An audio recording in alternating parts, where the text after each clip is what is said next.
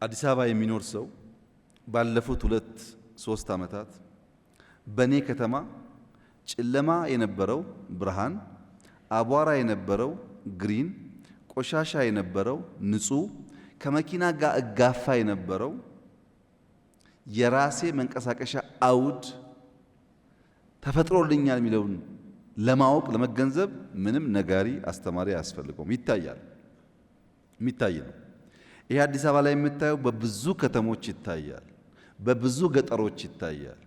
ሞባይል ፔኔትሬሽን በሀገር ደረጃ አድጓል ሲባል ኢንክሉዥን ብቻ ሳይሆን እዛ ያለውን ሰው ይጠቅመዋል ማለት ነው። የመንገድ ተደራሽነት ሰፋ ሲባል እዛ ያለውን ሰው ይጠቅማል ማለት ነው። የግብርና ምርት አድጓል ሲባል ያ አርሶ አደር ሞባይል አለው፣ ገበያ ያውቃል፣ ሽጦ ይጠቀማል ማለት ነው።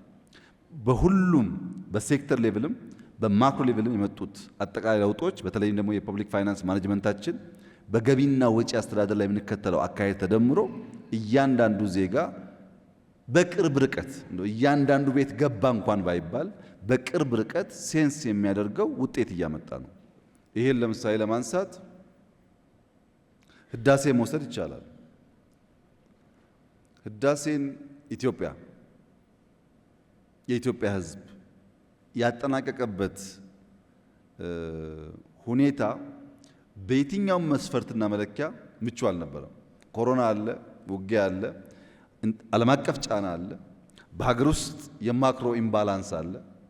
በእነዚህ ሁሉ ችግር ውስጥ ሰዎች የዕለት ችግራቸውን ተሸክመው ለጋራ ለሆነው ነገር ጨክነው ያን የሚያክል በሳይዙም በሀብቱም ትልቅ የሆነ ነገር ማሳካት መቻል በቀላል የምናየው አይደለም። ለኔ ምን ጠቀመኝ ከሆነ ግን ቦሌ መንገድ ወክ ስታደርግ እኮ ብርሃን ነው።